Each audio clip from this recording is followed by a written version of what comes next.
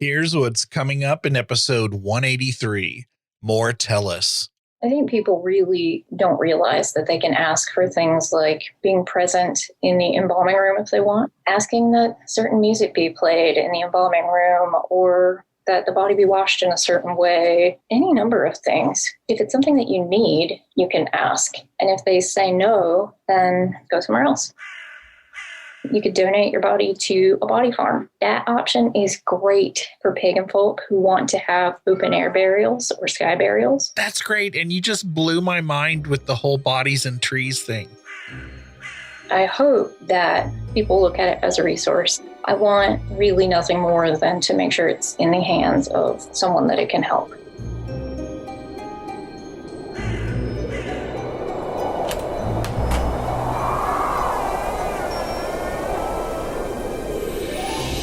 Welcome to the Big Seance podcast. I'm Patrick Keller of BigSeance.com, and this is a place for an open discussion on all things paranormal, but specifically topics like ghosts and hauntings, paranormal research, spirit communication, psychics and mediums, and life after death. So basically, anything that pops up in my paranormal world. The candles are already lit, so you might as well come on in and join the Seance. I am so excited to share this conversation with you today. And just so you know, this interview was recorded a few months ago. And so by the time you hear this, the beautiful book by Mortellus, Do I Have to Wear Black, is available wherever you buy your books. And you can learn more about Mortellus by visiting mortellus.com. That's Mortellus. I'm not wasting any more time this week, so let's pour the tea.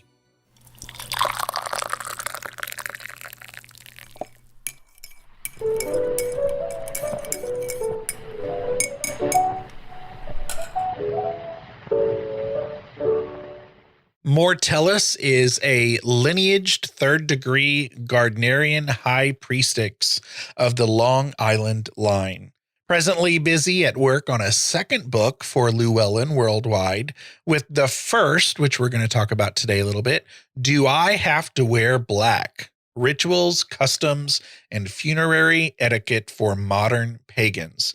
Set to hit the shelves February 8th, 2021. And currently available for pre-order wherever books are sold. And I pre-ordered it last night. In addition to their role as High Priestex, Lady Mortellus is a mortician and holds degrees in design, education, fine arts, and mortuary sciences. Something else that's going to make me connect well with Mortellus. Their areas of expertise include necromancy, necrobotany, mediumship, and the funerary rites of minority faith groups. Currently residing in Western North Carolina on 3 acres that doubles as the Coven of Leaves Covenstead with their spouse, adult child, AMAB, AFAB twins, and dog, generally wishing there was more time in the day for hiding in the pottery shed and playing with clay. And I do definitely want to read the book description of this beautiful book. It looks beautiful, and I have not read it. As I said, it's on pre-order, but I've seen the table of contents and I've seen the title pages of different chapters, and it is beautiful. So here's a description of the book from Amazon. Explore the myriad of customs that have emerged around death and dying in the magical and pagan communities. Filled with rituals, meditations, legal considerations, and deep insights into death as a spiritual process, this book can be used by magical practitioners or shared with non-pagan professionals who support pagans in their final transitions. Within these pages, you will discover more than 50 rituals for funerals, memorials, and remembrances, as well as meditations for mourning and letting go. Each chapter shares the beliefs and specific rituals of a distinct tradition, including British traditional Wicca, Discordianism, eclectic Wicca, heathenry, Hellenic Reconstructionism, Kemetism, Neo-Druidry, and Thelema. I should have cleared up the pronunciation of some of these words before I started recording for an interview. With contributions from 10 practitioners, Do I Have to Wear Black delivers a multitude of magical rites and detailed explanations in one convenient, practical manual, and I cannot wait until it is on my doorstep. Welcome to the Big Seance Parlor, Mortellus. Thank you so much for having me. I'm excited to be here. Excellent. And you are rocking a brand new mic. I am getting to try out new equipment today, so hopefully we sound fabulous. Awesome. I think we do. A few months ago, you were interviewed on Weird Web Radio in episode 47 with Lonnie Scott, who was my previous guest. And it was such a great episode that I remember sharing the link to the episode in my Facebook group for listeners of this show. And so when Lonnie connected us, I was ready to go with this interview. I was like, yep, there's just something. And I told you this a few minutes ago. There was just something that I resonated with in your speaking. And even though there's a lot for me to learn about being a pagan, for example, and just, minority faiths in funerary customs. And I do feel like, we are kind of the same nerd also. Your respect for the topic and for what you do is just really cool. And I can't wait to bug you about lots of stuff and ask you things. I'm very excited to be a huge nerd on your show today. That is something I excel at, being a nerd. I know you do. And that's probably one of the reasons that made me connect with you. I do want listeners to know that they should definitely consider Lonnie's interview with you to be required listening, I guess, and that our conversation could be considered kind of a part 2 of that interview. So just know that among many topics with Lonnie on Weird Web Radio, you two discussed the painfully obvious bias that the funeral industry has for certain Christian faith groups. I learned some interesting things about home burials that I didn't know.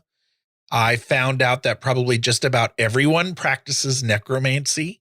And you even told the story about a near-death experience that you had years ago. So I'll put the link to your Weird Web Radio interview in the show notes. And maybe people pause this interview as long as you promise to come back and go and listen to Lonnie's episode on Weird Web Radio. It was a great interview. Even if you don't do the homework, I'm going to give you an A on your paper, though. Like it's fine. Yay! She'll still like you. Lonnie's awesome and totally worth listening to, though, for sure. I think a good question to kick off this conversation is actually a question from a listener of mine named Tim. And Tim asks, how do pagans celebrate the life of a departed loved one during a pagan funeral? And do they perform any kind of ritual that is meant to aid their transition to the afterlife? That is a good question, which I have to answer with multiple questions. Oh, I'm sure. Chiefly amongst them, I need to know if there are some who call him Tim, like in Monty Python. I can't hear that name without thinking of the wizard with the... with ridiculous staff.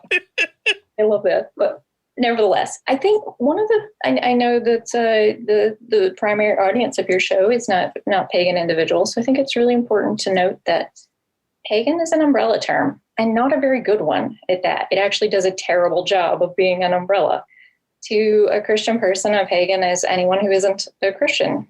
That includes atheists and agnostics and practitioners of all manner of diasporic religions, as well as witchcraft and druidry and so on.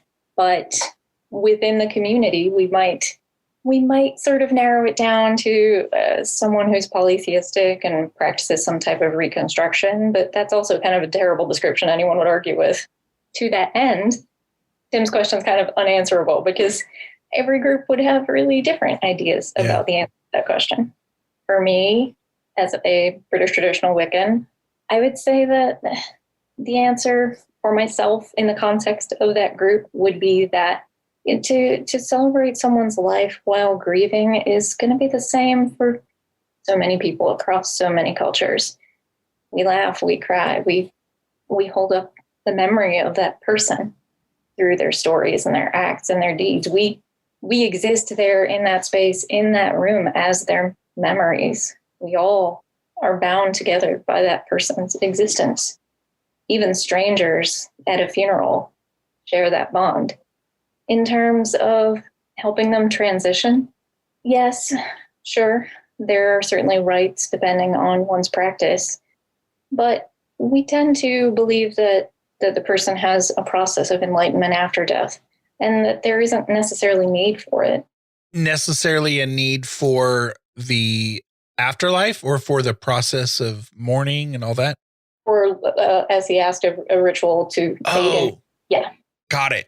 And so this also makes me wonder, like, if you think back to the Victorians and their really hardcore mourning traditions, I wonder if and I realize the pagan community itself is very, very different or can be very different, but have those traditions of mourning changed over the years for pagans as well? Do they kind of mirror traditional mourning? Each group is going to have its own mourning practices, surely, obviously. For British traditional Wiccans, eclectic Wiccans, or some Hellenic practitioners, you might see very European sort of practices, turning over mirrors, covering them over, stopping clocks and setting them to the time of death, that sort of thing. But if you look at groups like a Kemetic practitioner, you might see things like cutting off the hair to be buried with the deceased, or writing very detailed letters of the life the person lived to be buried with them, that sort of thing. So it's going to be really unique depending on the group you're talking about. Is it uncommon you said that there are pagans who are atheists. Are there pagans who believe there isn't an afterlife? I think that the better way of saying it is that, first of all, atheists wouldn't call themselves pagan necessarily, but they do get lumped in with us. Yeah. Quite often. But many pagan-based practices are orthopraxic, not orthodoxic. Orthodoxy is a correct way of thinking or believing, whereas orthopraxy is a correct practice, right? It's kind of like saying baking is a science and cooking is an art. You have to follow a recipe to make a cake, or you won't wind up with a cake. Well, Gardnerian Wiccans, like myself, we practice specific rituals, and that's what makes us Gardnerians, but it isn't what we believe that makes us Gardnerian, for example. So in any given coven, you might have someone who staunchly believes in deities, someone who believes in none at all, someone who is agnostic. You could even have a Christian person, someone who was unitheistic and believed in many gods and worshipped one. It's about what we're doing and how we're behaving together that makes us what we are. I can tell my audience just from listening to Lonnie's interview with you that you do the funerals and serve people who come from all kinds of faiths, and probably many of them not pagan. There are a few questions I have about your profession, and I just wanted to give people basically a quick day in the life. What is it that you do? Is it any different than any other mortician? Oh, that's a complicated question, and especially more than lately, actually. My path through death work has been very winding, right? I went from near-death experience to doing volunteer work for years that's sort of death adjacent, to clergy work where I was serving funerals and home burials and that sort of thing as a clergy person, to going to mortuary school. And throughout the course of my education, I was working in labs and doing all the things students do. And then I graduate and I'm immediately thrust into a pandemic situation, which is kind of horrible. Surprise! So put your career on pause. We have to deal with this. So I spent a ton of my time not doing the things that mortuary graduates are supposed to do, and instead like volunteering, running all over hell and half of Georgia, as my grandma would say. But recently I had an experience where someone who was unhappy with my practices as a witch doxed me. They sought out my personal identifying information and contacted funeral boards and provided it. And me being a member of the LGBTQ community and being a witch, well, that's not terribly well received. So lately my day in the life has been largely being at home because I've been dropped from all my volunteer work, which is just terrible. Gosh, that is horrible. Yeah. I'm so sorry. It's not been fun. It's kind of hard to confront the fact that even when you're helping for free in a disaster situation, your hands aren't good enough if you're a witch. So that's kind of where I've been. I've just been like crying in my oatmeal about it. So. Our world has so much to learn about our ignorance, and a lot of it is coming out in the last couple of years, and that truly sucks. I am so sorry. Yeah, it does. I've spent so many years making myself available as a volunteer and helping, and now to just sort of be turned away because they learned something about me that they found distasteful is kind of, well, it's a kick in the pants. Yeah. The next thing I had on my notes, now I'm not even sure I want to ask it, but you told a story with Lonnie that also broke my heart. And it involved a mom who was upset with you because you interacted with her child without warning of your profession first. And that shocked me and it angered me. And I'm like, what? Can you share that story with us? It's funny that people realize that you work with or work around death. And it's like you have this sort of sting about you. And that, I mean, you can see that reflected in a lot of cultures where you look at places like India, for example, death workers are in the lowest caste, or in Hellenic practices where people who work with the dead, they're tainted by miasma, for example. But even here in very forward-thinking America, it's not so forward-thinking at all. Yet someone finds out you work with the dead, and you're sort of, I don't know, you're sort of jinxed. They don't want you in a happy place or in settings where they don't want to think about death. It's like you're just sort of this symbol of something that they want to go away. Just crazy. And that, I mean, we should be raising up the people who help to, even if it's just our physical body, but help in the process of sending us off to our next journey, even if it's just helping the living in that part of the journey. I am so ashamed of humanity that we're even having this part of the conversation.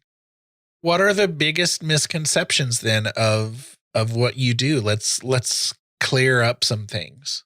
Oh gosh, that's also a big question. Much like Tim's, I have to compartmentalize that question. I'm feeling more now than ever, especially since this experience where I was doxxed and I had such a bad experience with that. I almost have to be clear about dividing parts of my life. Is it Mortellus the author, or Mortellus the clergy person, or Mortellus the death worker? Like, there's so many parts of me that are so faceted, and they don't always get to overlap because people don't want Mortellus the witch to interact with death work because that's not okay somehow.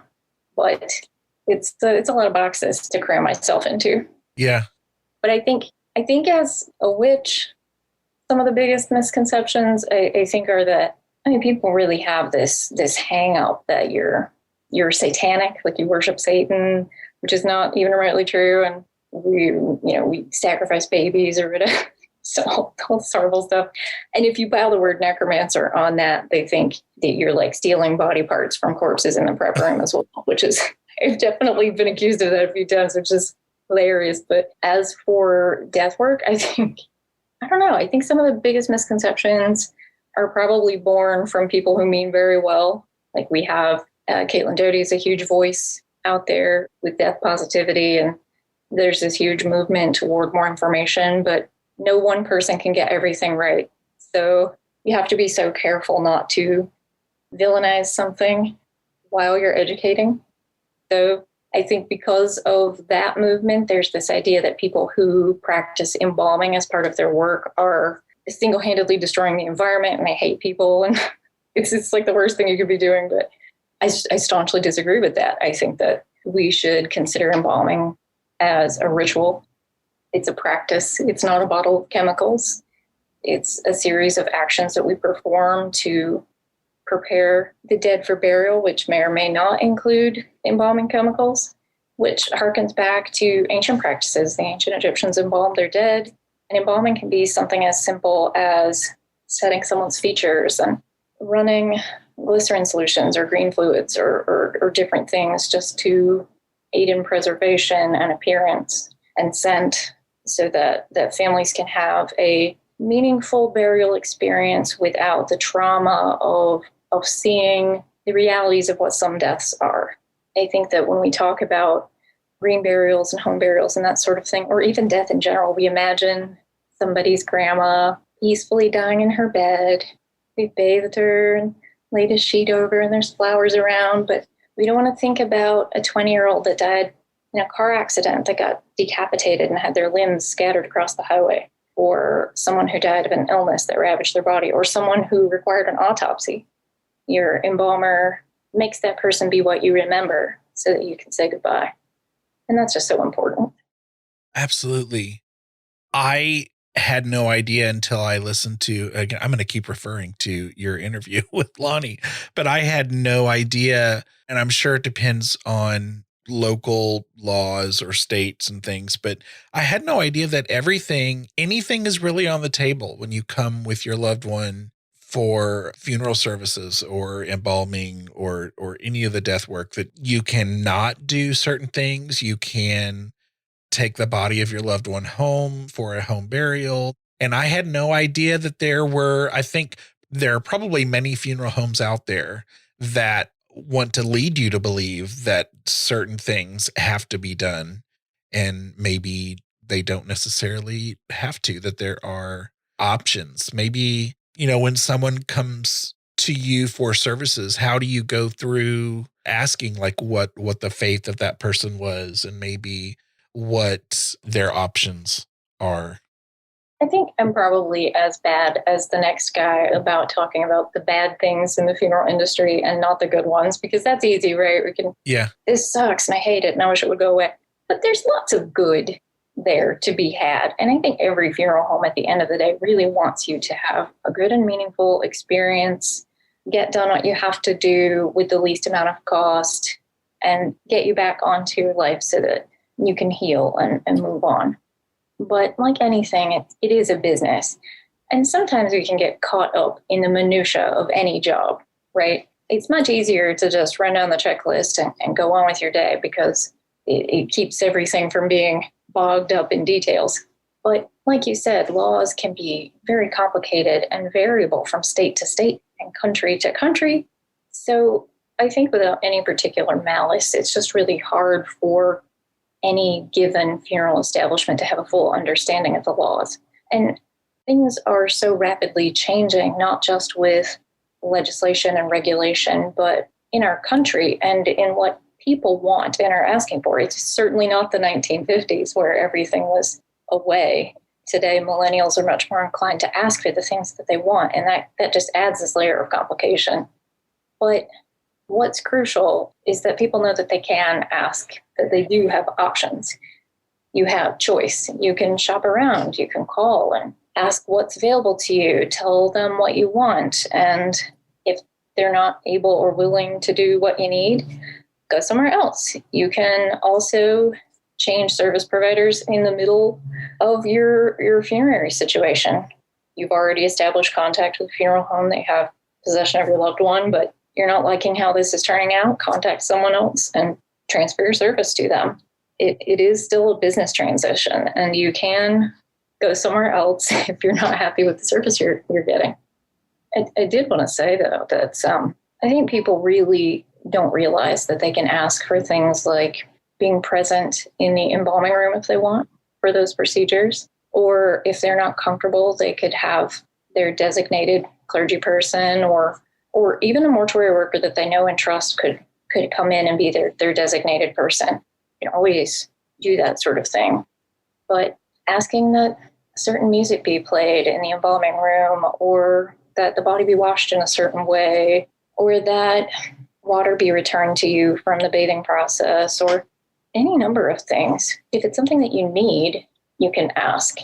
And if they say no, then go somewhere else. You can peace out. Yeah, that's very comforting for me to hear. It also makes me think of a question that I planned on saving, fairly close to the end.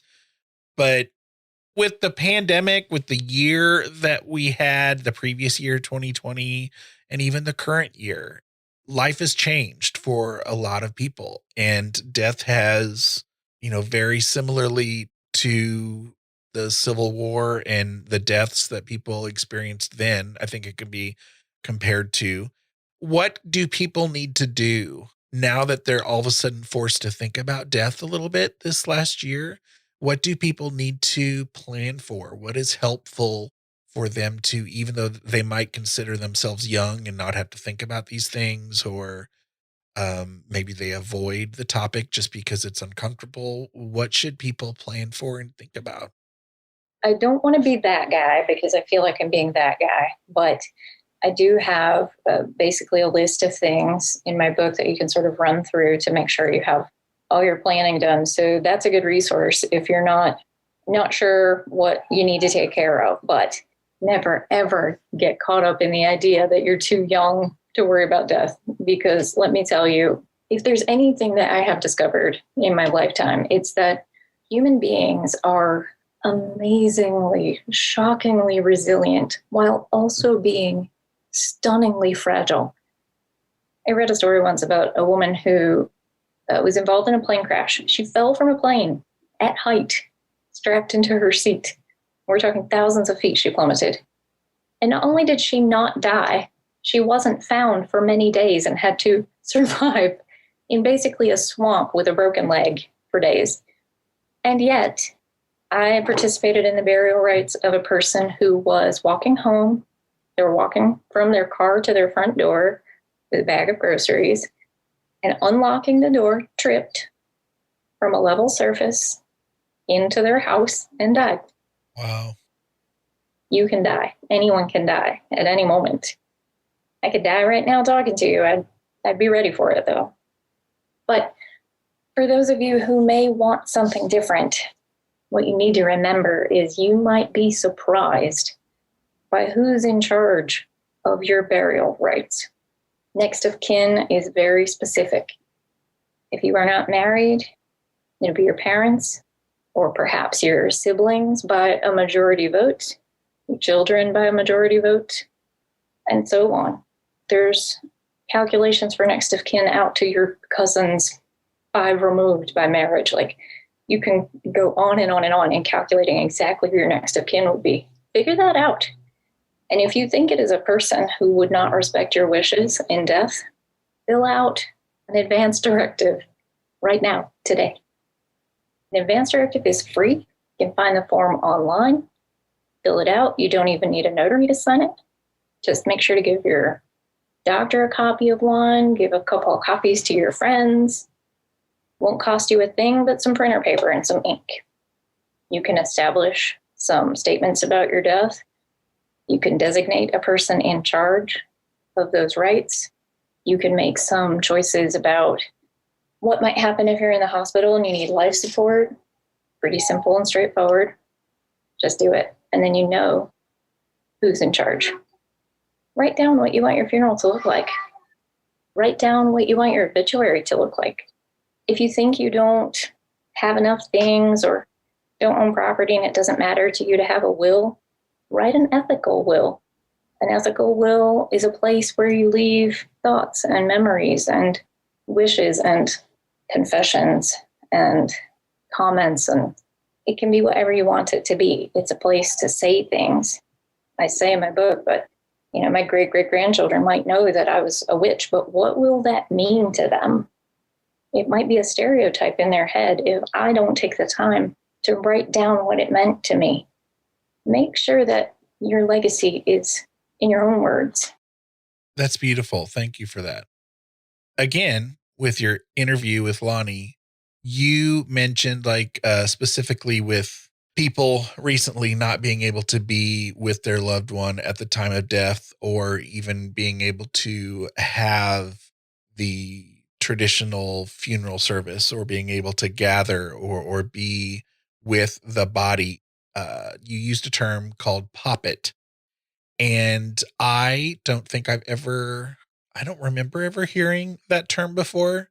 And I thought that was interesting the way you described it. Can you tell us what that is? Sure, I can do the explain like I'm 5 if you want, like Please a person's never heard of it. Elementary level. That's what I need.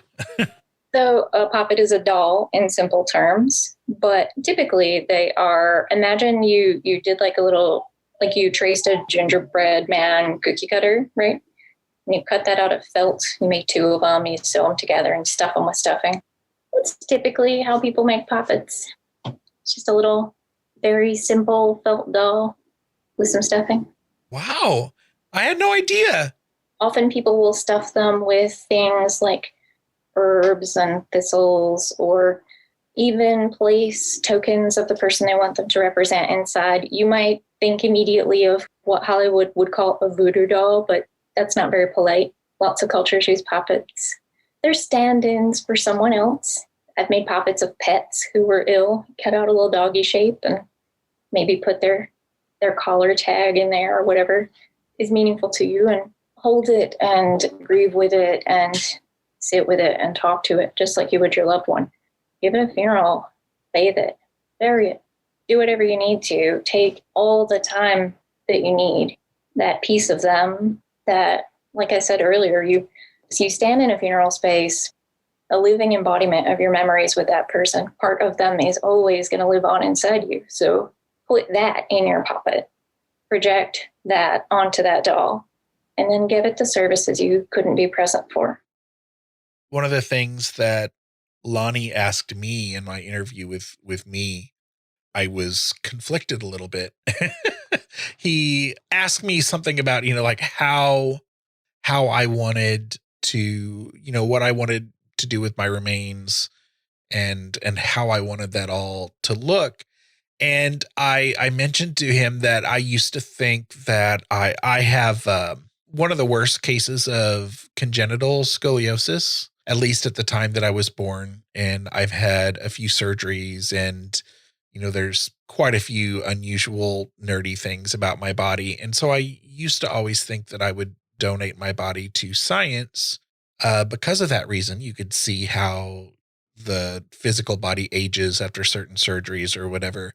And, I have talked to a few people in the medical field who are like, really, it's not as needed as you think, or, and I'm like, well, I don't want my body just like sitting around if nobody needs it. And so then part of me thinks I am going to be cremated, and I want it to be very simple, and I don't want to be I don't want to pollute the earth, and I want it to be very, very green. And then the other part of me is wanting, because I love cemeteries so much, especially old cemeteries, like I want an old monument in an old cemetery where people are going to stumble upon me, 200 years from now and wonder about my life. And so, and it's very weird to say it's like being very materialistic almost, that you want a place that is yours, that's a big chunk of granite to represent you. And so I still don't know what I want to do. I think that's part of the planning that I myself need to do. And so I wondered if it's not too personal, I wondered what your plans are for death. I have so many thoughts rattling around in my head just from your little spiel there that I have to frame them up in my head. First things first, to answer your question, I think the word you're looking for that might be cool to live in your lexicon is cenotaph. Ooh. Have you heard that word before? I have not. I'm like mansplaining funeral terms to you. It's horrible. I'm sorry. Do it. Please do. A cenotaph is a memorial that exists for a person who is not buried with it.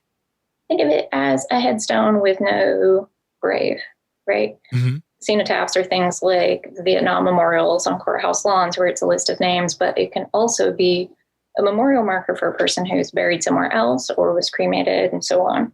So you want a cenotaph, you want a marker, but you don't necessarily want to be buried there, right? Right. Right.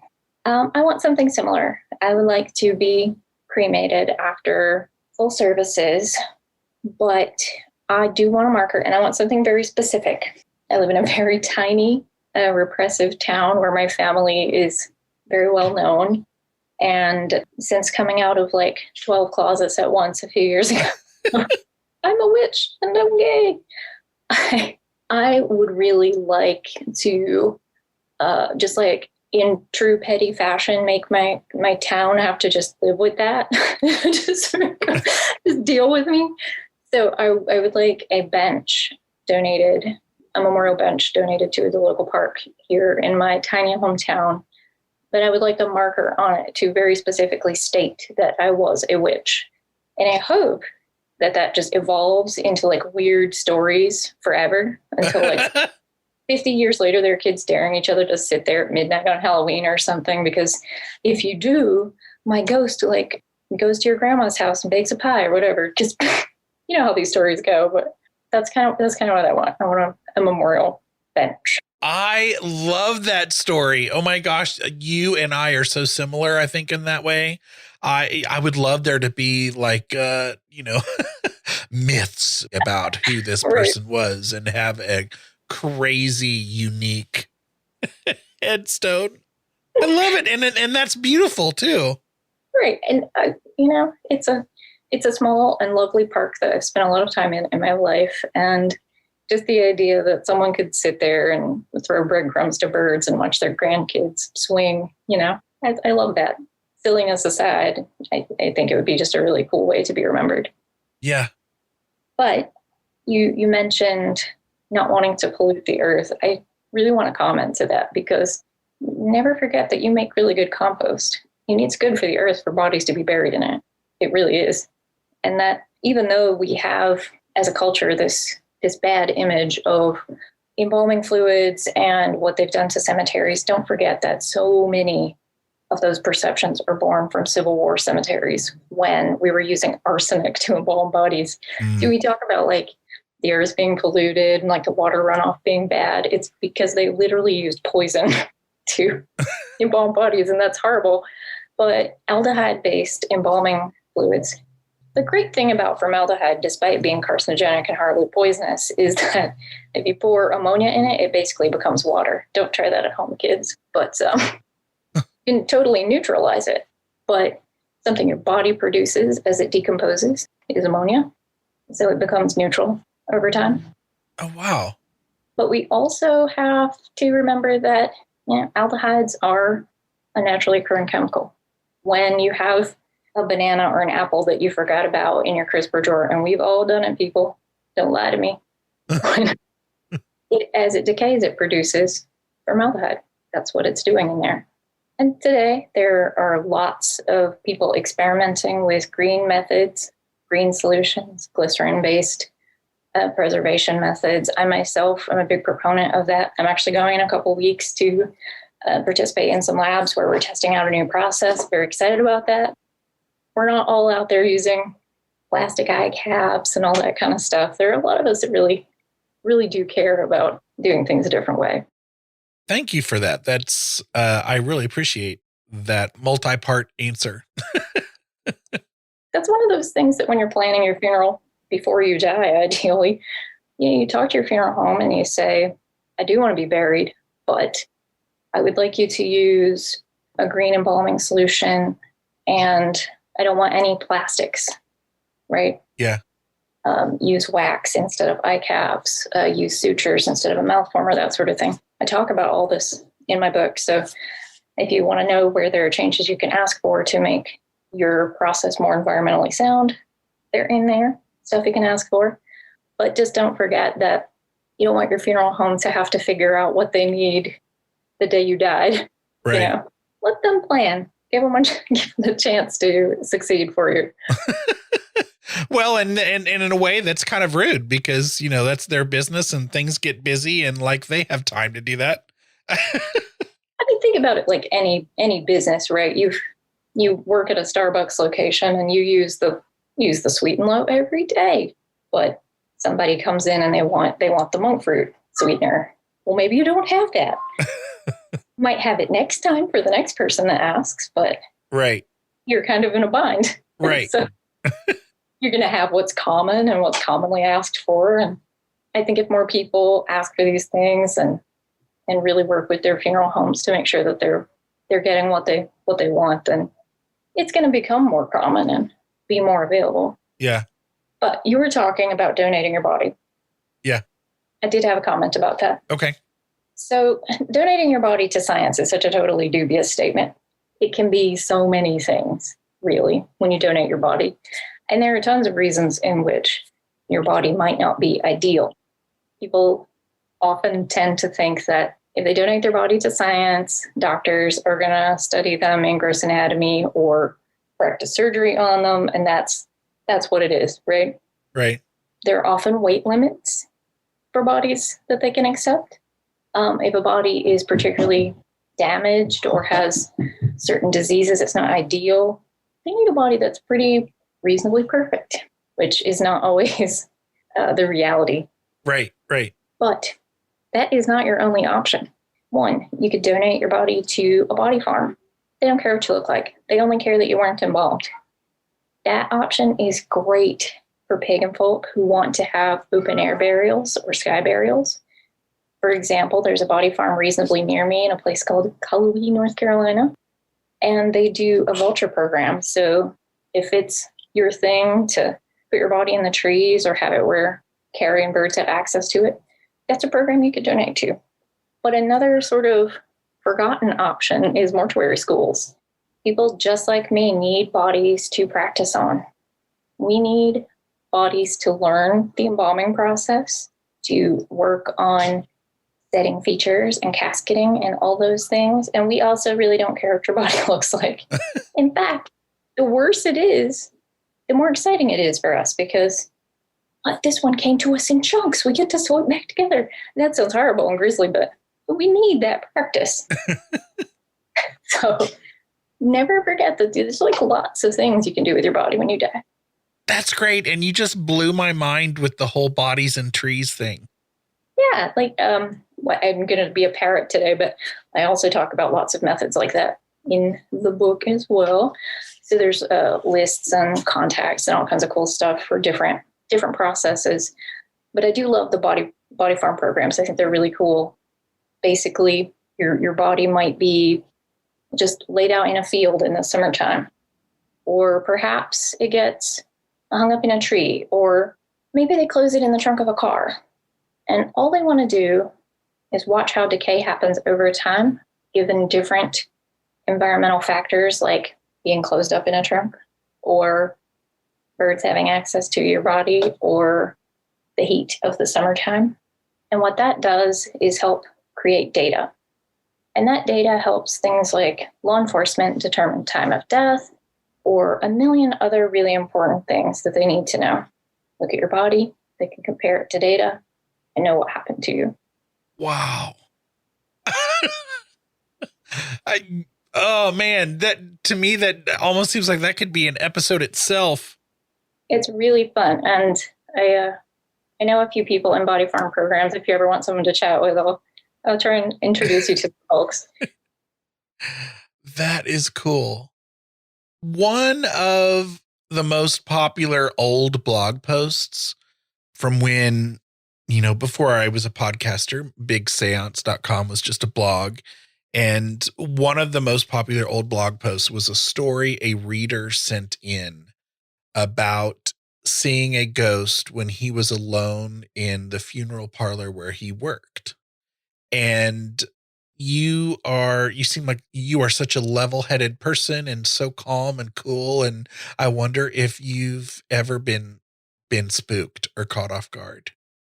That is a fun question. And I mean, we all get spooked sometimes, right? Like even the best of us. Yeah. I do work with mediumship, even though it's not my favorite term, but I do experience seeing and hearing the dead.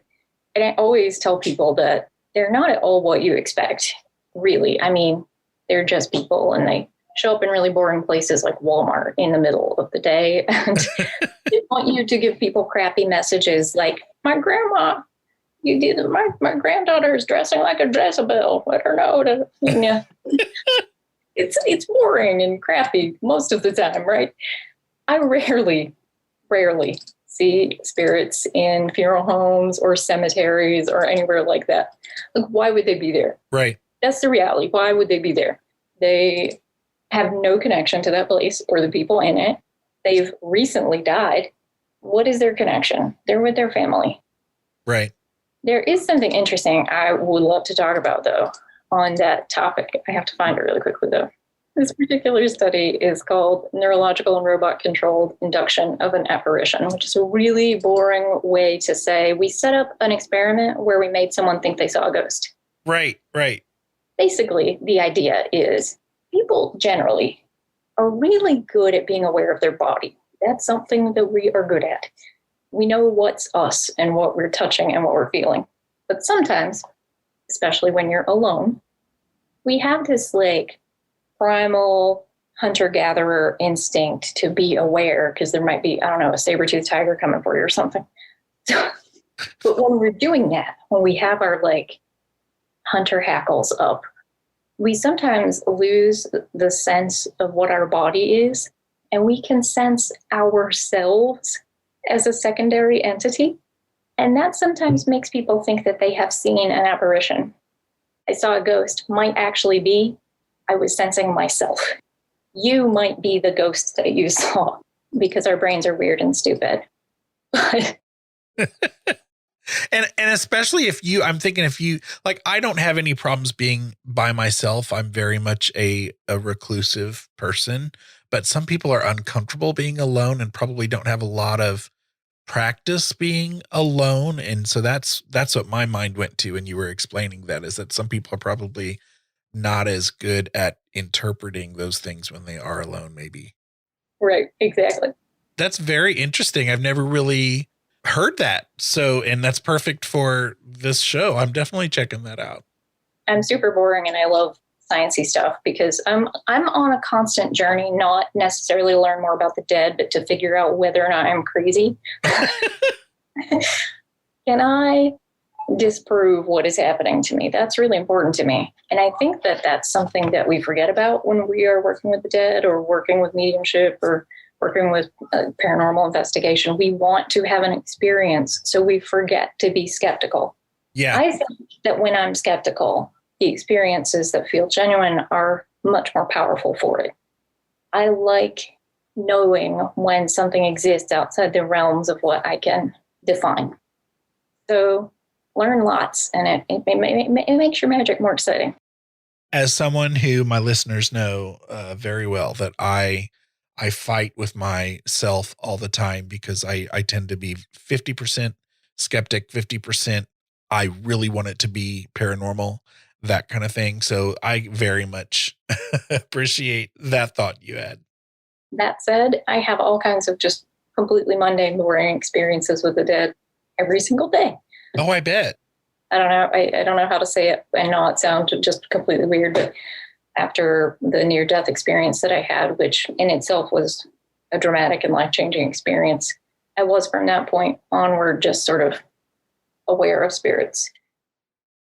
I asked Lonnie this as well in his interview with me, and that is, what is your most treasured possession? Ooh, that is tough. And I think it's highly dependent on what one deems a possession. As a ghost that is currently powering a bowl of Jell-O with barely the electrical output to power a light bulb, wearing a skeleton mech inside meat armor, I think that my body is probably my most treasured possession. Probably. I'd like to keep haunting it for a bit. Aside from that, I don't know. That's a really tough question. I think probably, though, it's my grandma's garden hoe. Wow, that's unique. Okay, so I'll tell you a story.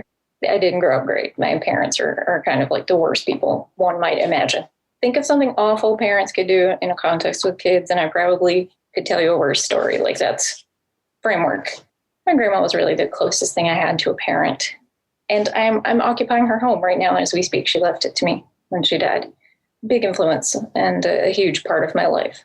But she was this grizzled, grouchy, angry old woman.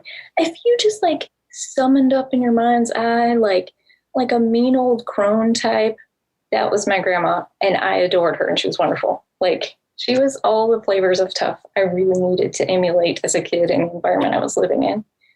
And she always had a garden hoe in her hand, just like metal end up like it was like a staff. She was Gandalfing it with this garden hose like all the time. It was like propped beside her chair in the living room. She carried it around in the yard. I saw her kill many a snake with it. Copperheads are very prevalent here, and she was always off attacking one that she thought she was going to save a grandchild from or something. One day when I was young, I was probably 7, 8, somewhere in that neighborhood. I'm sitting in my grandmother's living room, and it's this small frame house, like 800 square feet. Like, I've added more to it than existed. We're sitting there, and we hear this noise, and she goes into the kitchen to look out the window, and the expression on her face is that she has seen a monster. There may as well have been a dragon in the backyard from the face that she made. It is very relevant to note that my grandmother never drove a car. She had an 8-inch black and white television that she never turned off of CBS, ever. She had an AM radio. That was her world. Very small world. She barely had an elementary school education. My uncle, who lived next door, had decided that his fortune was going to be in raising emu for meat. This was the big scheme of the time, and they are ridiculous, aggressive birds. One had gotten loose and was in my grandmother's backyard. So she sees this thing, and she calls the police. I recall this. I was a kid, so I'm not super involved or vested in the situation, but she's like, there's a giant chicken. She's trying to describe this thing. And she's clearly horrified by whatever this creature is that she's never seen in her life. She tells me to stay inside. She straps on her straw hat, picks up her garden hoe, and marches out as though she's going to war. She didn't know what it was, but she was going to protect us from it. And I loved the idea that even confronting something totally foreign and frightening to her, that she was going to take it on. And that garden hoe was enough. And I always wanted to take a little bit of that into my life. Just this idea that even when you're afraid, protecting someone else is enough. Even if you don't have the tools or the knowledge, you should always be willing to step up. I think that's a really powerful message that she put into my life. And that just solidifies my decision to ask that for more guests, because that was a great answer. It's a ridiculous answer, I know, but I have that garden hoe. It's propped in the corner of my temple room, and hanging from the top of it is that very same straw hat. And that's the armor right there. That's beautiful. Well, sending love to grandmother for taking care of you and protecting you. Mortellus, we have not talked nearly enough specifically about your book. And so I want people to know that I'm looking at the table of contents and the resources and rituals. I mean, it just pages of those things.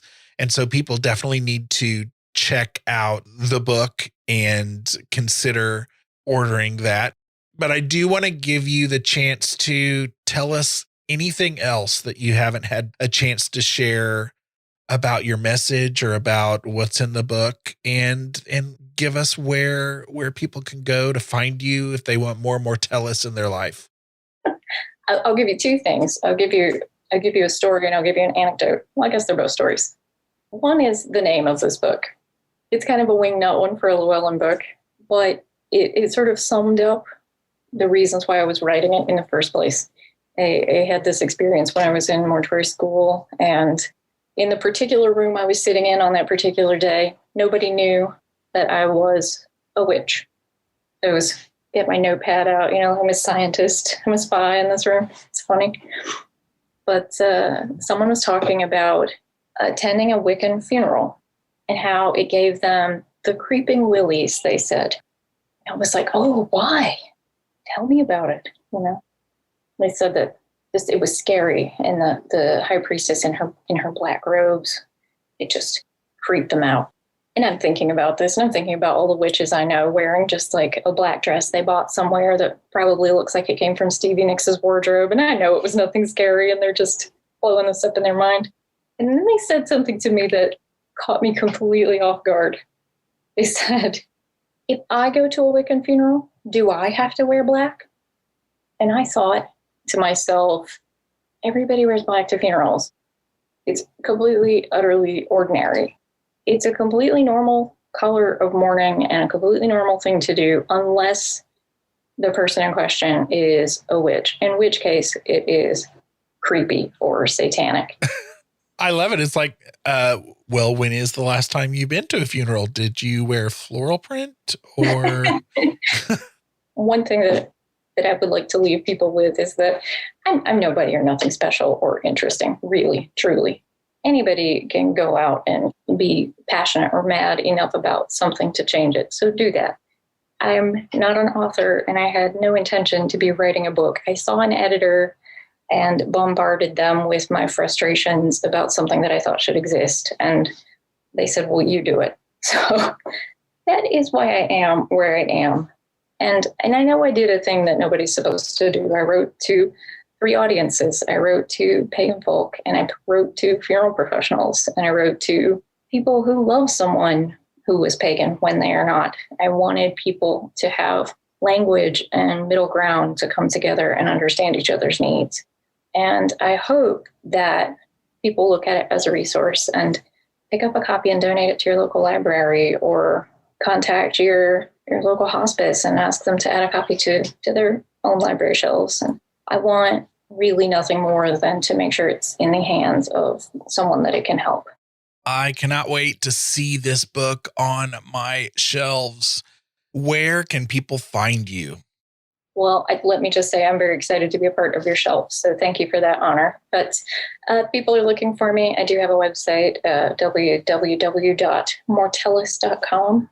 Nothing too fancy, but I do have some handmade goods there, and sometimes have signed copies available, sort of hypothetically. When they arrive to me, I will sign them and send them out.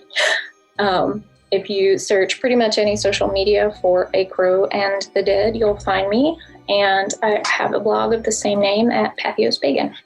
You totally rock. Thank you for your time and your energy, and for helping us learn. And for the people who identify as a pagan, they might say, hey, thanks for letting me hear someone who's like me.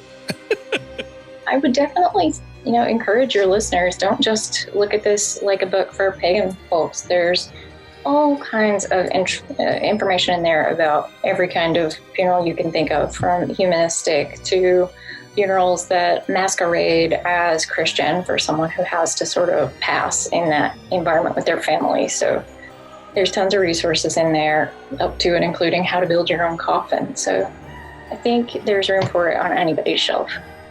I'm always very interested in rituals. And so when I saw that in the subtitle of your book, I mean, that's what I'm really excited about, that. Just as a resource, that's cool. I can't wait.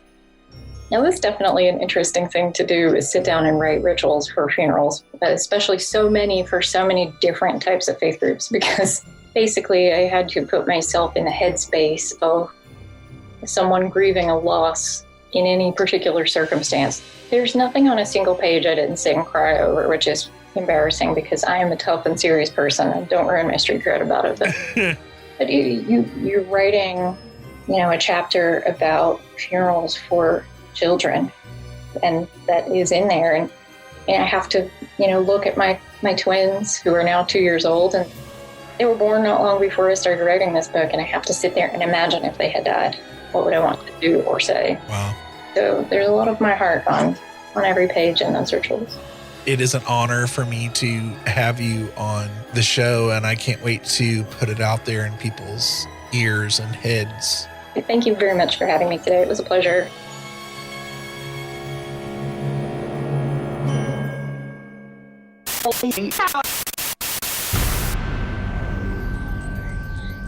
Thank you to the following super paranerds who support the show at patreon.com/Big Seance. James Deacon, Melissa Armour, Anne Marie Sullivan, Justin J. Justin, Genesis, Natalie, Kim Robb, Jim Budd, Josiel Lorenzo, Susan Davey, Paula Mitchell, and Amy Park Gedicke. My supporters at the Parlor guest level, who can be found at bigseance.com/Parlor guests, are Linda of ShimmeringMoons.com, Anne Rekovich of OzParatech.com, Christine Ferrens, Mindy Kentop, Hope Battaglia, Cassie Keller, Diane Rax, Nettie, Dina DeCastro of Dina DeCastro Astrology, Peggy Hagan, Bruce Williams, Lena and John of Carbon Lilies, David Rubenstein, and Norman and Linda Keller.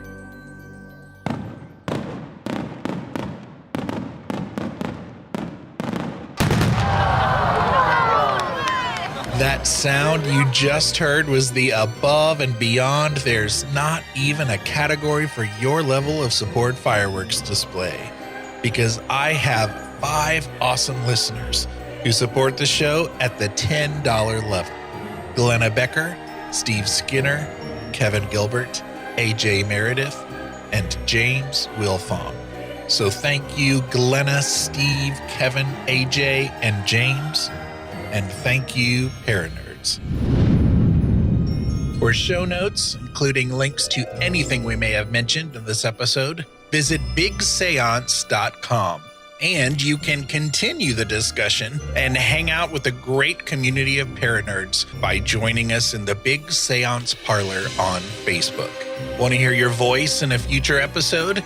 Go to bigseance.com/feedback to learn how. Thank you so much for listening. Unfortunately, it's time to blow the candles out, but we'll see you and light them again next time.